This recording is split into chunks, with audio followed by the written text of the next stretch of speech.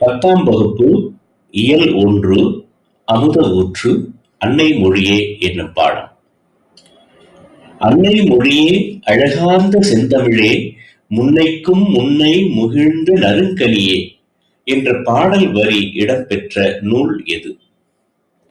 இந்த பாடல் வரி இடம்பெற்ற நூல் கனிச்சாறு. சாகும் போதும் தமிழ் படித்துச் சாக வேண்டும், எந்தன் சாம்பலும் தமிழ் மணந்து வேக வேண்டும் என்ற பாடலை பாடியவர் யார்? இந்த பாடலை பாடியவர் க. சச்சிதானந்தன்.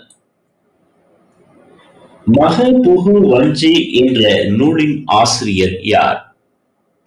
மகபுகு வஞ்சி என்ற நூலின் ஆசிரியர் பெருஞ்சித்திரனார். பெருஞ்சித்திரனார் எந்தெந்த இதழ்கள் மூலம் தமிழ் உணர்வை பரப்பினார்? பெருஞ்சித்திரனார் தென்மொழி, தமிழ்ச்சிட்டு ஆகிய இதழ்கள் மூலம் தமிழ் உணர்வினை பரப்பினார். உலகியல் 100 என்ற நூலின் ஆசிரியர் யார்? உலகியல் 100 என்ற நூலின் ஆசிரியர் பெருஞ்சித்திரனார். பெருஞ்சித்திரனாரின் இயற்பெயர் என்ன? துரை மாணிக்கம். பள்ளிப்பறவை. பள்ளிப்பறவை என்ற நூலினை எழுதியவர் யார்? பள்ளிப்பறவை என்ற நூலினை எழுதியவர் பெருஞ்சித்திரனார்.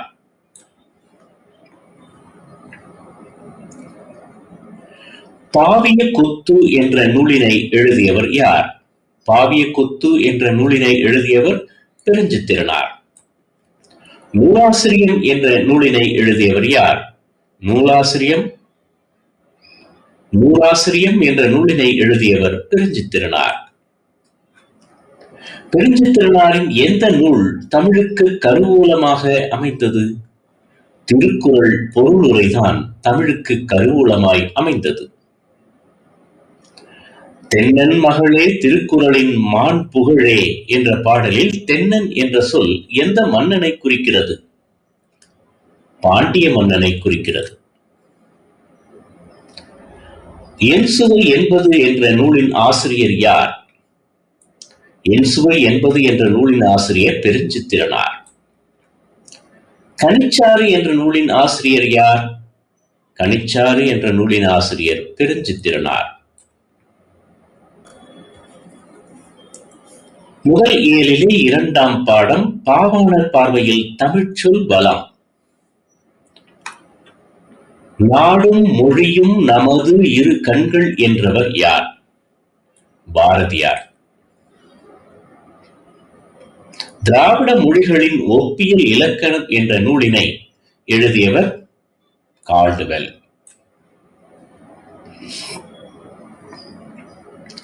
நெல், கேழ்வரகு போன்ற தாவரத்தின் அடிப்படை பகுதியை குறிப்பதற்கான சொல் எது? தாள், நெற்றாள், கேழ்வரகு தாள் என்றுதான் கூறுவார்கள். பொறுத்துக. தண்டு என்றால் கீரைத்தண்டு, வாழைத்தண்டு என்று சொல்லுவோம். கோல் என்றால் நெட்டிக்கோல், மிளகாய் செடி போன்றவற்றை கோல் என்று சொல்லுவோம். தூறு என்றால் குத்துச்செடியும் புதரையும் தூறு என்று சொல்லுவோம். தட்டு, தட்டை என்பதை கம்புத்தட்டை, கம்பு சோளம், சோளத்தட்டை கம்புத்தட்டை என்று சொல்லுவோம். ஆக பி என்பது சரியான விடை. பொறுத்துக. கழி என்பது எதனை குறிக்கும்? கரும்பின் அடியை குறிக்கும். கரும்பின் அடியை குறிக்கும். கழை என்பது எதனை குறிக்கும்? மூங்கிலின் அடியை குறிக்கும். மூங்கில் கழை என்று சொல்லுவோம். அடி என்பது எதனை குறிக்கும்? புலி அல்லது வேம்பு அடியினை அடி என்று சொல்லுவோம். தாள் என்பதை நெற்றால், கேழ்வரகு தாள் என்று சொல்லுவோம்.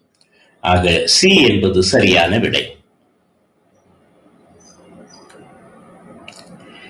கிளை பிரிவுகளுக்கு வழங்கும் சொற்களை கொண்டு பொருத்துக.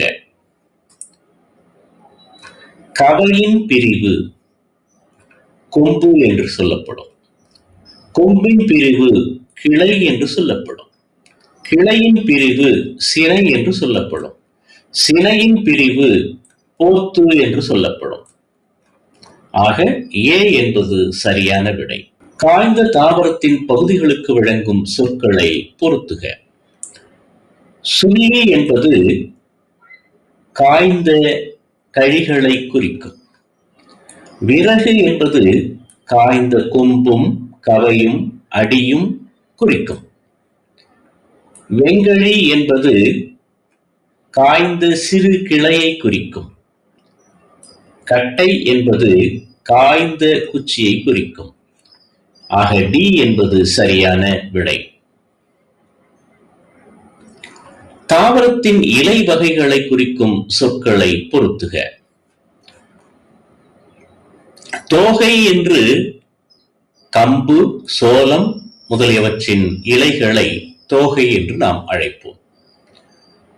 ஓலை என்று பனை ஓலை, தென்னை ஓலை என்று அழைப்போம். சண்டு என்பதை காய்ந்த தாள், தோகை இவற்றை சண்டு என்று அழைப்போம். சருகு என்றால் காய்ந்த உலர்ந்த இலையை நாம் குறிப்போம். ஆக சரியான விடை ஏ ஆகும். பொருத்துக. கொழுந்து வகை இளம் தளிர் ஆக இருக்கக்கூடியதை கொழுந்து என்று சொல்லுவோம்.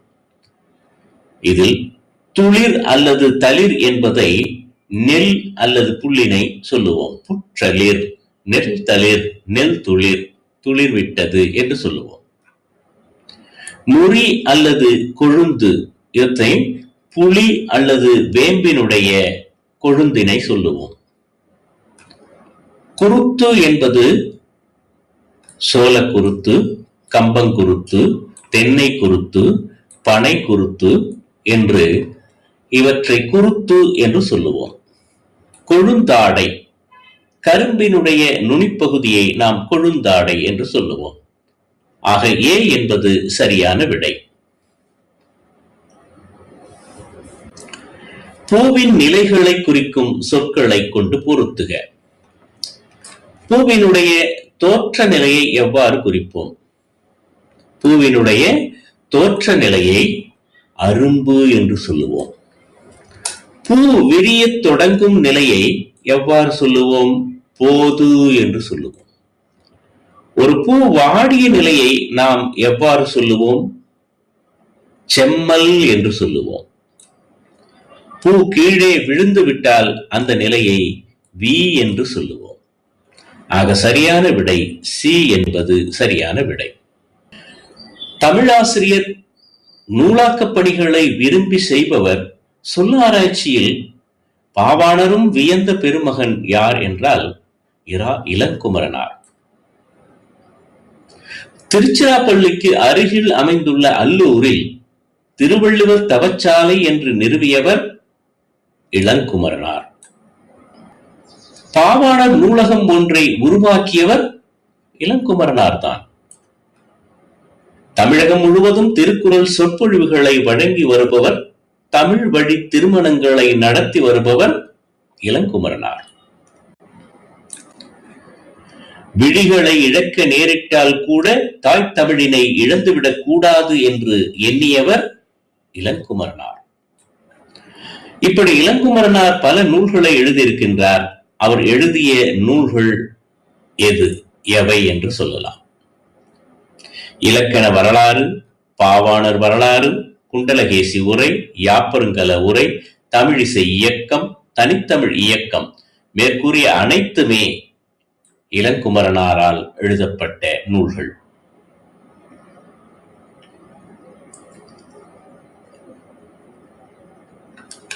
இமைகளை மூடி எழுதும் ஆற்றலை பெற்றவர் யார்? இமைகளை மூடி எழுதக்கூடிய ஆற்றலை பெற்றவர் திரு கல்யாண சுந்தரனார். திரு கல்யாண சுந்தரனாரை போல இமைகளை மூடியபடி எழுதும் ஆற்றலை கற்றுக்கொண்டவர் யார்? இளங்குமரனார். திருக்குறள் தமிழ் மரபுரை என்ற நூலை எழுதியவர் இளங்குமரனார். இரா இளங்குமரனார் எழுதிய நூல்களில் தவறானது இதில் எது? காக்கை பாடினிய உரை, புறத்திரட்டு உரை, தேவநேயம் இந்த மூன்றுமே இவரால் எழுதப்படவில்லை. இவரால் எழுதப்பட்ட நூல் பள்ளிப் பறவைகள் என்பது மட்டுமே. தாவரத்தின் பிஞ்சுகளுக்கு வழங்கும் சொற்களை கொண்டு பொருத்துக. மூசு. மூசு என்றால் பலா பிஞ்சினை குறிக்கும். கவ்வை. கவ்வை என்றால் எள் பிஞ்சினை குறிக்கும். வடு என்றால் மாம்பிஞ்சினை குறிக்கும். பிஞ்சு என்றால் இளங்காய். எந்த இளங்காயாக இருந்தாலும் அதனை பிஞ்சு என்று சொல்லலாம்.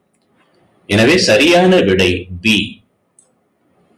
தாவரத்தின் பிஞ்சுகளுக்கு வழங்கும் சொற்களை கொண்டு பொருத்துக. கருக்கல். கருக்கல் என்றால் இளம் நெல்லை குறிக்கும். கச்சல். கச்சல் என்றால் வாழை பிஞ்சினை குறிக்கும். நுழாய். நுழாய் என்றால் இளம் பாக்கினை குறிக்கும். குறும்பை என்றால் தென்னை அல்லது பனை. பனை குறும்பை, தென்னை குறும்பை என்று குறிக்கும். ஆக டி என்பது சரியான விடை. தாவரத்தின் குலை வகைகளை குறிக்கும் சொற்களை பொருத்துக. குலை என்றால் கொடி முந்திரியை குறிக்கும். கதிர் என்றால் சோளக்கதிர், கேழ்விறகு கதிர் என்று அவற்றை குறிக்கும். கொத்து என்றால் அவரை காயை கொத்து கொத்தாக காய்க்கும் என்பதை சொல்லலாம். அலகு அல்லது குரல் என்றால் நெல் அல்லது திணையை குறிக்கக்கூடியது. நெல் அலகு, திணை அலகு, திணைக்குரல் என்றெல்லாம் சொல்லுவார்கள். ஆக ஏ என்பது சரியான விடை. கெட்டுப்போன காய்கனிகளை குறிக்கும் சொற்களை கொண்டு பொருத்துக. நுனியிலே சுருங்கி இருந்தால் அந்த காய்க்கு சூம்பல் என்று பெயர். சிவியல் என்றால் சுருங்கிய பழம். சுருங்கிய பழத்தை சிவியல் என்று சொல்லுவோம். வெம்பல் என்றால் சூட்டில் பழுத்த பழம், அதான் வெம்பி போச்சு அப்படின்னு சொல்லுவோம். அழியல். அழியல் என்றால் குழுகுழுத்த பழம். ஆக சரியான விடை ஏ என்பது. பொருத்துக. சுண்டு என்றால் பதரான மிளகாயை குறிக்கும். கூவைக்காய் என்றால் கோட்டான் அமர்ந்ததால் கெட்டுப் போன காய். அள்ளிக்காய் என்றால் தேரை அமர்ந்ததால் கெட்டுப் போன காய். உள்ளிக்காய் என்றால் தென்னையிலே கெட்டுப் போன காய். ஆக விடை சி என்பது பொருந்தும். பழங்களின் தோல் பகுதியை குறிக்கும் சொற்களை கொண்டு பொருத்துக. தோடு. தோடு என்பது வன்மையானது. தோல் என்பது திண்ணமானது. ஓடு என்பது மிகவும் வன்மையானது, கெட்டியாக இருக்கக்கூடியது. துளி என்பது மிகவும் மெல்லியதாக இருக்கக்கூடியது. ஆக இதற்கு சரியான விடை பி என்பது. பொருள்களின் தோல் பகுதியை குறிக்கும் சொற்களை கொண்டு பொருத்துக. குடுக்கை. குடுக்கை என்பது நெல், குடுக்கை, கம்பு ஆகியவற்றினுடைய மூடியை குறிக்கும். குடுக்கை என்றால் கம்பு அல்லது நெல் ஆகியவற்றினுடைய மூடியை குறிக்கும். மட்டை. மட்டை என்பது சுரையினுடைய ஓடு, சுரைக்காயினுடைய ஓட்டினை மட்டை என்று சொல்லுவோம். உமி. கேழ்விறகு, வரகு, நெல் ஆகியவற்றில் வரக்கூடிய உமி. கொம்பை. தேங்காய் நெற்றினுடைய மேற்பகுதியை கொம்பை என்று சொல்லுவோம். ஆக சரியான விடை ஏ என்பது. தானியங்களுக்கு வழங்கும் சொற்களை கொண்டு பொருத்துக. கூளம். கூளம் என்றால் நெல் கூளம், கம்பு கூளம், புல் கூளம் என்று சொல்லுவோம். பயறு. அவரை, உளுந்து ஆகியவற்றை பயறு என்று சொல்லுவோம். விதை. கத்தரிக்காய் விதை, மிளகாய் விதை என்று சொல்லுவோம். காள். புளி, புளிக்காள், காஞ்சிரங்காய் என்பவற்றை காள் என்று சொல்லுவோம். ஆக சரியான விடை டி என்பது. தானியங்களுக்கு வழங்கும் சொற்களை கொண்டு பொருத்துக.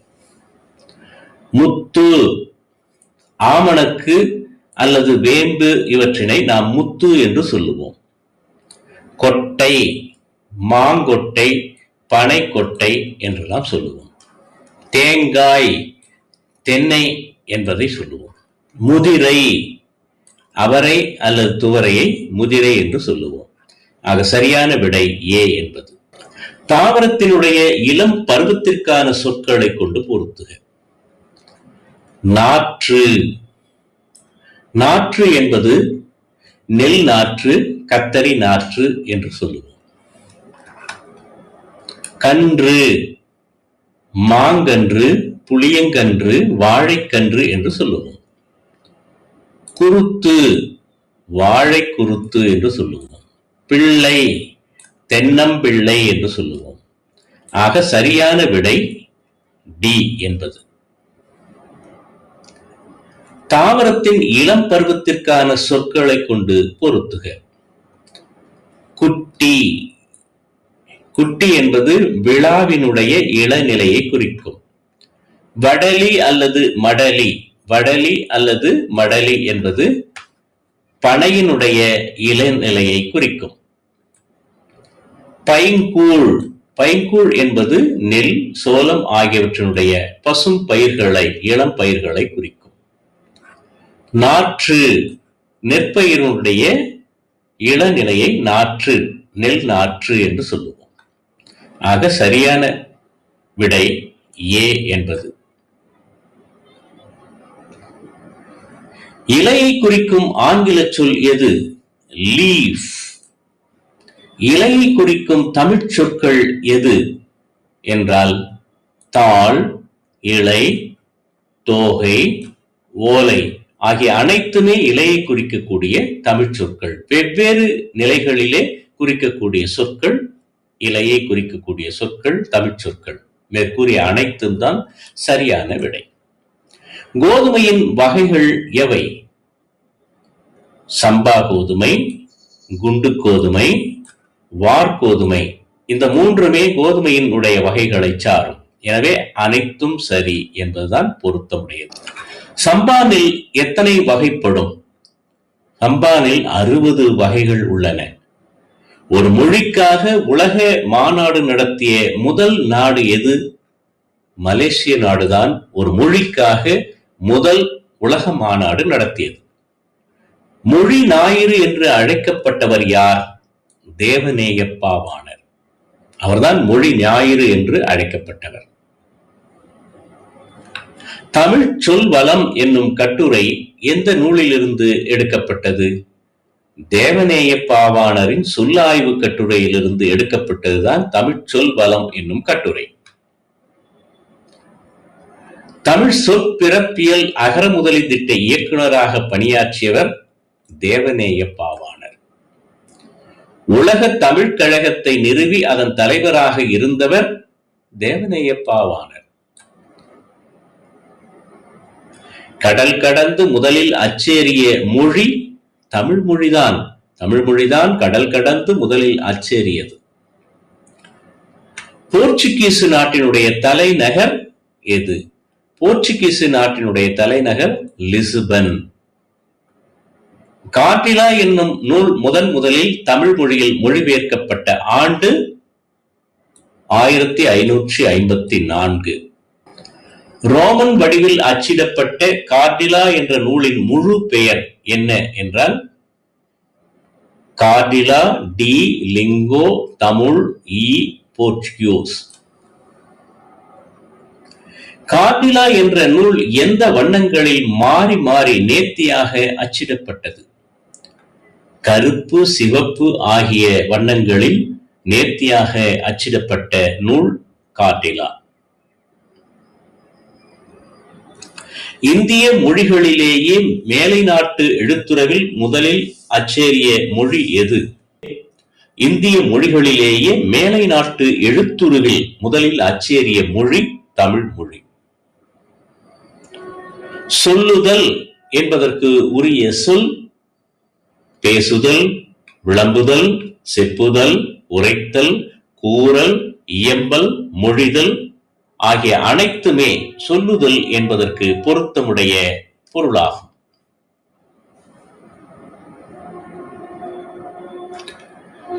கூற்று 1. அடிமரத்திலிருந்து பிரியும் மாபெரும் கிளை கவை என்று சொல்லப்படும்.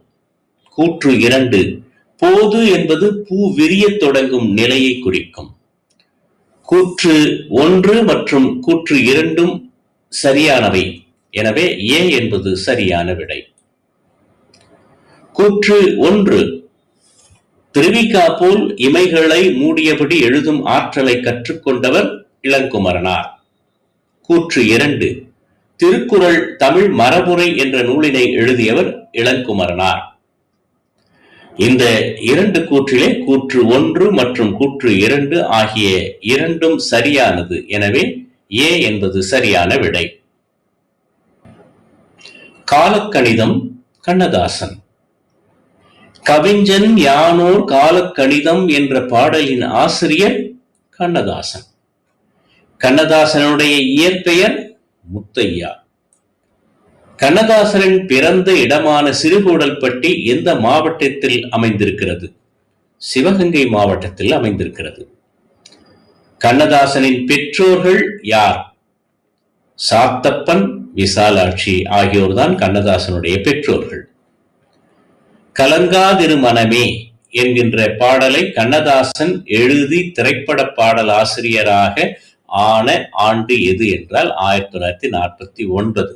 அந்த 1949 தான் கண்ணதாசன் கலங்காதிரு மனமே என்கின்ற பாடலை எழுதி திரைப்பட பாடல் ஆசிரியராக ஆனார்.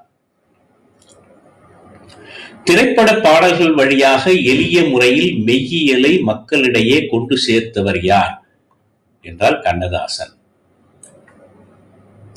கண்ணதாசன் எந்த நூலுக்காக சாகித்ய அகாடமி விருது பெற்றார்? சேரமான் காதலிக்காக சாகித்ய அகாடமி விருது பெற்றார். தமிழக அரசின் அரசவை கவிஞர் அல்லது ஆஸ்தான கவிஞராக சிறப்பிக்கப்பட்டு இருந்தவர் கண்ணதாசன்.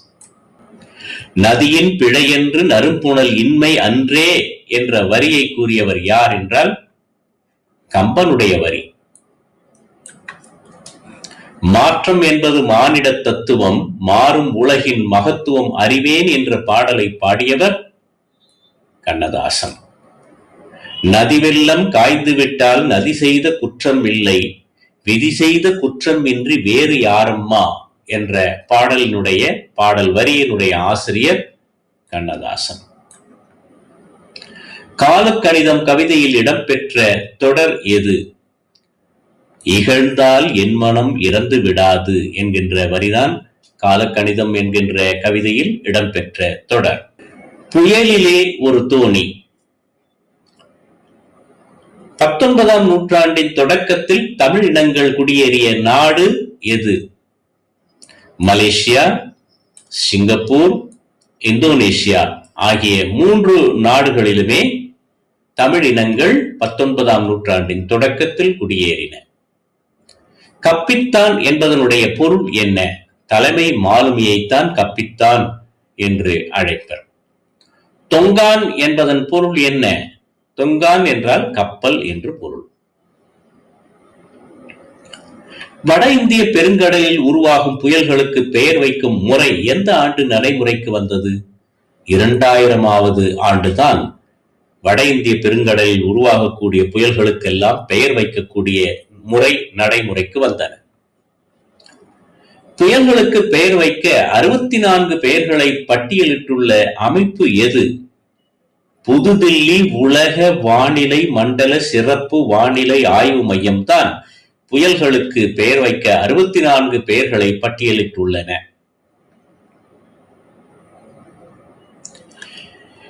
எந்த ஆண்டு புயல்களுக்கு பெயர் வைக்க 64 பெயர்கள் பட்டியலிடப்பட்டது?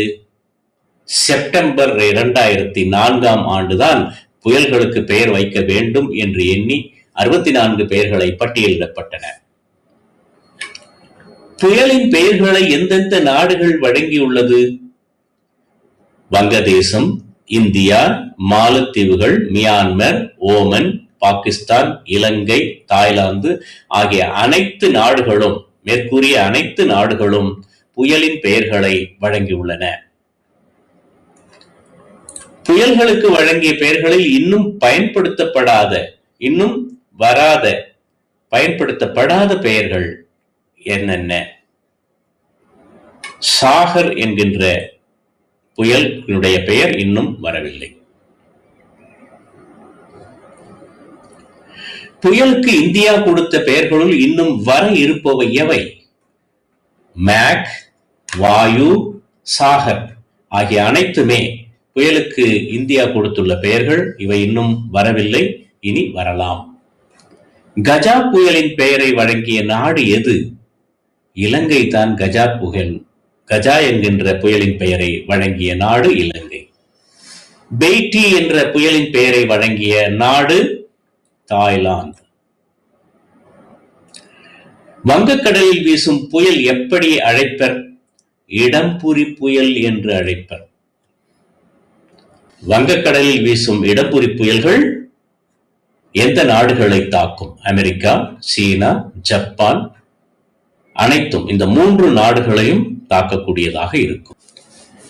ஆஸ்திரேலியாவின் கிழக்கு கரை மற்றும் ஹாவாய் தீவுகளை தாக்கும் புயல் எவ்வகை புயல்? அது வலம்புரி புயல்.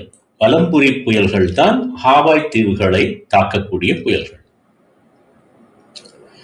புயல்களின் சுழற்சி விளைவை 1835 கண்டுபிடித்தவர் யார்? காஸ்பர்ட் குஸ்டாவ் கொரியாலிஸ் என்பவர்தான் புயல்களின் சுழற்சி விளைவினை கண்டுபிடித்தார். புயலின் வலம்புரி இடம்புரி என்ற சுழற்சிக்கு என்ன பெயர்? கொரியாலிஸ் கண்டுபிடித்ததன் காரணமாக வலம்புரி இடம்புரி சுழற்சிக்கு கொரியாலிஸ் விளைவு என்று பெயர். அவுளியா என்றால் என்ன? அவுளியா என்பது ஒரு வகை மீனை குறிக்கக்கூடியது. எந்த மீன்கள் கூட்டம் கூட்டமாய் கண்மாயில் முதுகு தெரிய நீந்தும், எருமைகள் என முனகல் ஒளியோடு பின்தொடரும். அவுளியா மீன் தான் அம்மாதிரி செயல்களை செய்யும். நாற்புறமும் கடலை பார்த்து மலைத்து நின்றவன் யார்? பாண்டியன் தான் நாற்புறமும் கடலை பார்த்து மலைத்து நின்றவன். புலம்பெயர்ந்த தமிழர்கள் பற்றி வெளியான முதல் புதினம் எது? புயலிலே ஒரு தோணி என்கின்ற நூல்தான், புதினம்தான் புலம்பெயர்ந்த தமிழர்கள் பற்றி வெளியான முதல் நூல். பா. சிங்காரம் வாழ்ந்த காலகட்டம் எந்த ஆண்டுகளுக்கு இடைப்பட்டது? 1920 முதல் 1997க்கும் இடைப்பட்டதுதான் பா. சிங்காரம் அவர்கள் வாழ்ந்த காலம். கீழ்கண்டவர்களுள் புலம்பெயர்ந்த தமிழர் யார்? பா. சிங்காரம் என்பவர் புலம்பெயர் தமிழர். பா. சிங்காரம் எந்த நாட்டில் இருந்த பொழுது தென்கிழக்காசியா போர் மூண்டது? இந்தோனேஷியாவில் பா. சிங்காரம் இருந்தபோது தென்கிழக்கு ஆசிய போர் மூண்டது. பிலவான் நகரம் எங்கு உள்ளது?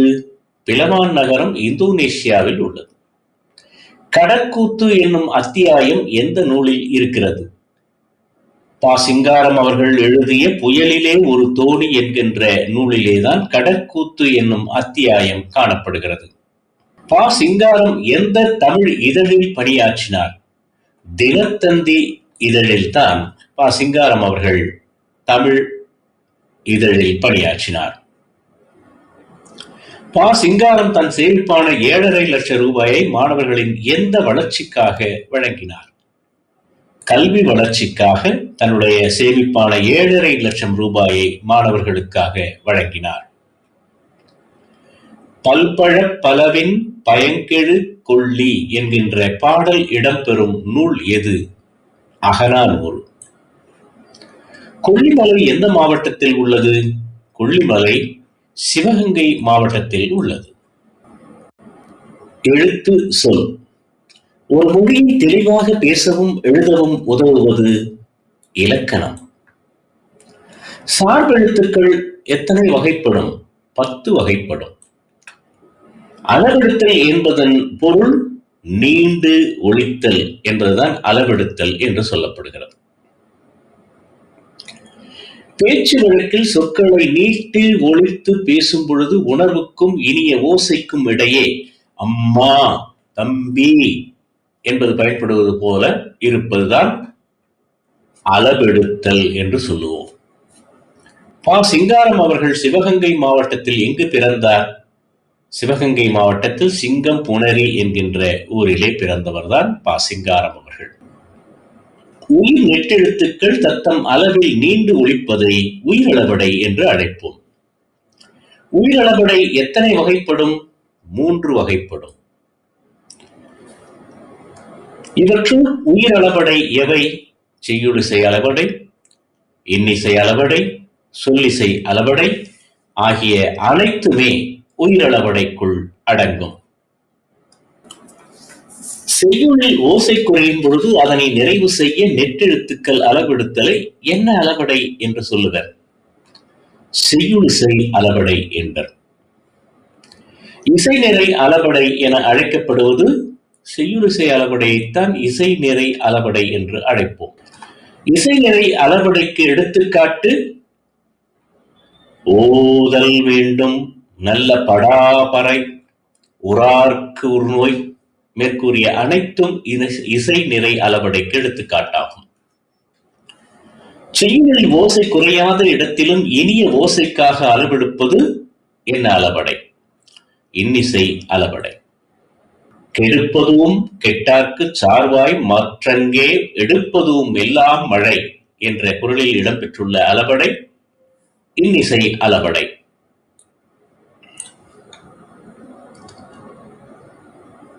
செய்யுளில் ஒரு பெயர் சொல் எச்சச் சொல்லாக திரிந்து அளவெடுப்பது எந்த விதமான அளபடை? செய்யுளில் ஒரு பெயர் சொல் எச்சச் சொல்லாக திரிந்து அளவெடுப்பது என்ன அளபடை? அது சொல்லிசை அளபடை. சொல்லிசை அளபடைத்தான் ஒரு பெயர் சொல் எச்சச் சொல்லாக திரிந்து அளவெடுக்கும். உரனசை உள்ளம் துணையாகச் சென்றார் வரணசை இன்னும் உளேன். இக்குறளில் இடம்பெற்றுள்ள அளபடை சொல்லிசை அளபடை.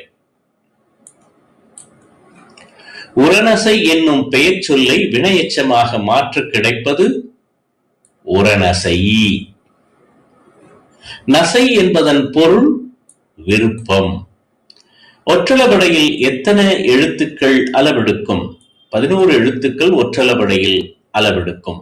ஒற்றளபடையில் பயன்படும் எழுத்துக்கள் இங், இஞ்ச், இன், இன், இம், இன், யு, இ, இல், இல், அக் ஆகிய அனைத்து எழுத்துக்களும் ஒற்றளபடையில் பயன்படுத்தக்கூடிய எழுத்துக்கள்.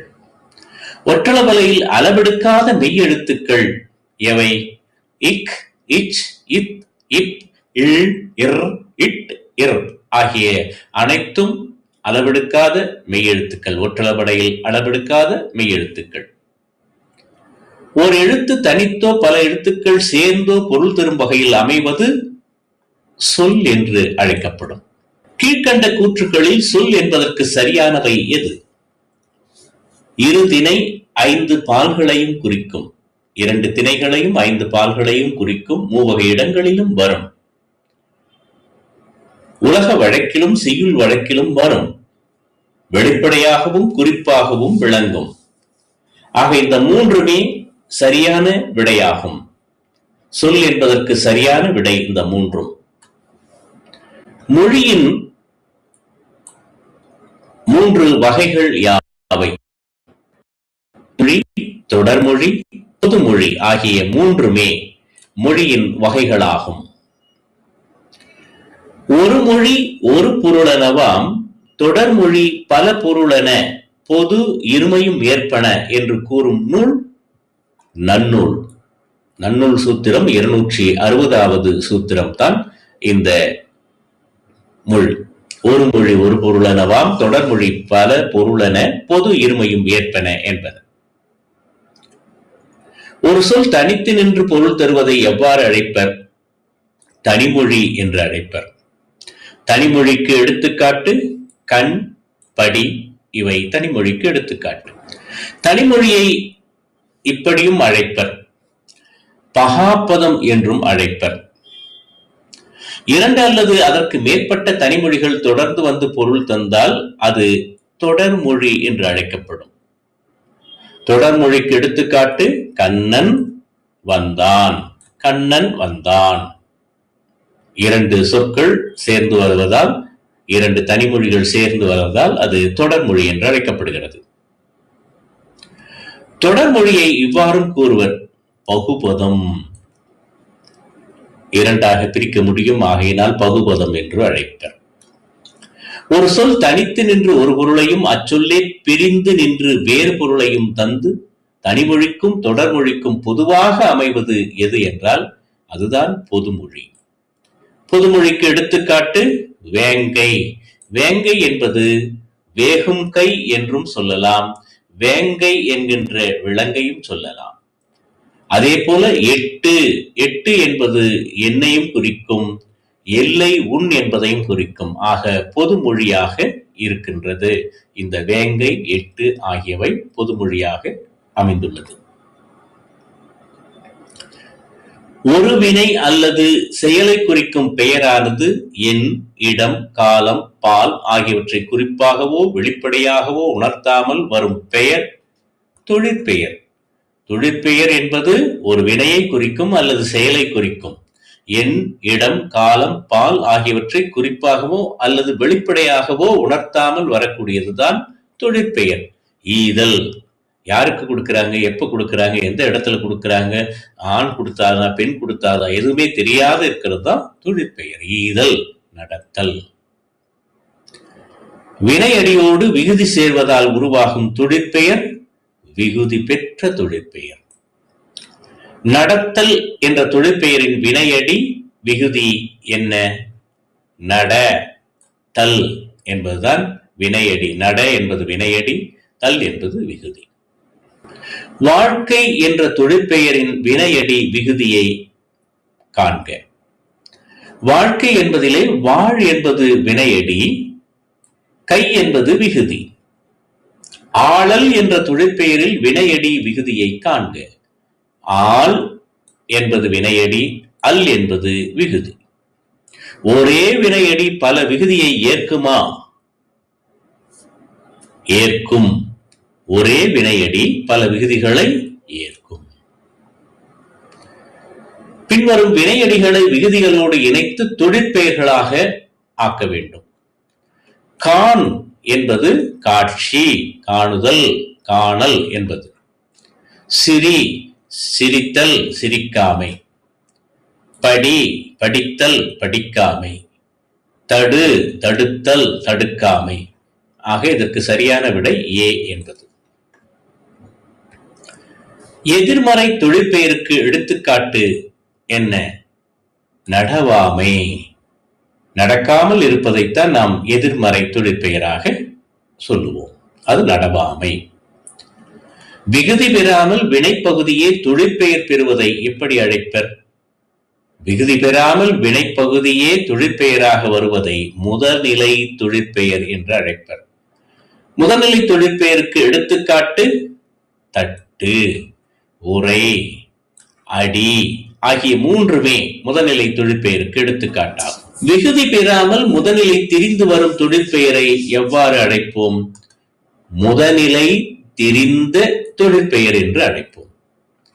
கெடுதல் என்ற தொழிற்பெயர் முதல்நிலை தொழிற்பெயரில் எப்படி மாறும்? கெடுதல் என்பது கெடு என்று மாறும். கெடுதல் என்ற தொழிற்பெயர் முதல்நிலை திரிந்த தொழிற்பெயரில் எவ்வாறு மாறும்? முதல்நிலை திரிந்த தொழிற்பெயரில் கெடுதல் என்பது கேடு என்று மாறும். சுடுதல் என்ற தொழிற்பெயர் முதல்நிலை தொழிற்பெயரில் சுடு என்று மாறும். சுடுதல் என்ற தொழிற்பெயர் முதல்நிலை திரிந்த தொழிற்பெயரில் சூடு என்று மாறும். கட்டு, சொட்டு, வழிபாடு, கேடு, பாடுதல் இவற்றுள் தொழிற்பெயர்களை வகைப்படுத்த வேண்டும். வழிபாடு, பாடுதல், கட்டு இவை தொழிற்பெயர்களாகும். ஒரு வினைமுற்று பெயரின் தன்மையை அடைந்து வேற்றுமை உருபு ஏற்றும் ஏற்காமலும் வேறொரு பயனிலையை கொண்டு முடிவது வினையால் அணையும் பெயர் என்று அழைக்கப்படும். வினையால் அணையும் பெயர் எந்தெந்த இடங்களில் வரும்? தன்மையிலா, படற்கையிலா, முன்னிலையிலா? 3 இடங்களிலும், மேற்கூறிய 3 இடங்களிலும் வினையால் அணையும் பெயர் வரும். வினையால் அணையும் பெயர் எந்தெந்த காலங்களில் வரும்? 3 காலங்களிலும் வரும். இறந்த காலம், நிகழ்காலம், எதிர்காலம் ஆகிய 3 காலங்களிலும் வினையால் அணையும் பெயர் வரும். வினையால் அணையும் பெயருக்கு எடுத்துக்காட்டு பொறுத்தார் பூமி ஆழ்வார். பொறுத்தார் பூமி ஆழ்வர். பாடுதல் என்ற தொழிற்பெயரை வினையால் அணையும் பெயராக மாற்றினால், பாடுதல் என்ற தொழிற்பெயரை வினையால் அணையும் பெயராக மாற்றினால் பாடியவள் என்று வரும். மெத்த வணிகளன் என்னும் தொடரில் தமிழ் அழகனார் குறிப்பிடப்படுவது எது என்றால், வணிக கப்பலும் ஐம்பெரும் காப்பியமும் தான் மெத்த வணிகளன் என்று தமிழ் அழகனார் குறிப்பிடுகிறார். காய்ந்த இலையும் காய்ந்த தோகையும் நிலத்துக்கு நல்ல உரங்கள். இதில் காய்ந்த இலையும் காய்ந்த தோகையும் என்று அடிக்கோடிட்ட பகுதி குறிப்பிடப்படுவது, காய்ந்த இலை என்பது சருகாகவும் காய்ந்த தோகை என்பது சண்டாகவும் குறிப்பிடப்படுகிறது. சருகும் சண்டையும் தான் காய்ந்த இலையும் காய்ந்த தோகையும் என்று குறிப்பிடுகின்றார். எம் தமிழ்னா, என் தமிழ்னா, என் தமிழ்னா என்பதை பிரித்தால் எம் தமிழ் நா என்று வரும். கேட்டவர் மகிழ பாடிய பாடல் இது. இந்த தொடரில் இடம்பெற்றுள்ள தொழிற்பெயரும் வினையால் அணையும் பெயரும் முறையே கூறுக. பாடல் என்பது தொழிற்பெயர், கேட்டவர் என்பது வினையால் அணையும் பெயர். வேர்க்கடலை, மிளகாய் விதை, மாங்கொட்டை ஆகியவற்றை குறிக்கும் பயிர் வகை எது? இவை அனைத்தும் மணி வகைகளை குறிக்கும். மணி வகை பயிர்கள் என்று அழைப்போம். மரமது மரத்தில் ஏறி என்ற பாடலின் ஆசிரியர் யார்? சுந்தர கவிராசர் என்பவர்தான் மரமது மரத்தில் ஏறி என்கின்ற பாடலின் ஆசிரியராக இருக்கின்றார். தேனிலே ஊறிய செந்தமிழின் சுவை தேரும் சிலப்பதிகாரம் அதை என்ற பாடலினுடைய ஆசிரியர் யார்? இப்பாடலின் ஆசிரியர் கவிமணி தேசிய விநாயகனார். தேனினும் இனிய நற்செந்தமிழ் மொழியே தென்னாடு வலங்குற திகழ்ந்ததென் மொழியே என்ற பாடலின் ஆசிரியர் க. நமச்சிவாயர். ஆங்கில சொற்களை தமிழ் சொற்களோடு பொருத்துக. ஹோமோகிராப் என்பது ஒப்பெழுத்து. மோனோலிங்குவல் என்பது ஒரு மொழி. கான்வர்சேஷன் என்பது உரையாடல். கான்சனன்ட் என்பது மெய்யெழுத்து.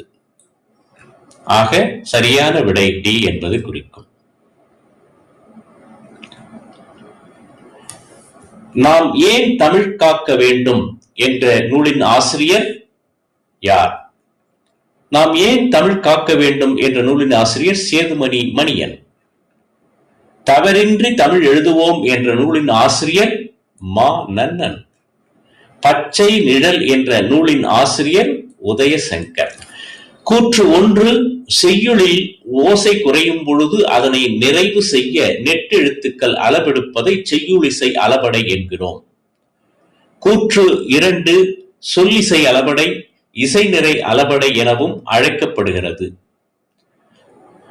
இவற்றுள் கூற்று 1 சரி, கூற்று 2 தவறு. அகசி என்பது சரியான விடை. கூற்று 1 ஒற்றளபடையில் 11 எழுத்துக்கள் அளவெடுக்கும். கூற்று 2 ஒற்றளபடையில் இங், இஞ்ச், இன், இன், இம், இன், யு, இ, இல், இல், இக், அக் போன்ற எழுத்துக்கள் அளவெடுக்கும். இவற்றுள் கூற்று 1 மற்றும் கூற்று 2 ஆகிய இரண்டும் சரி.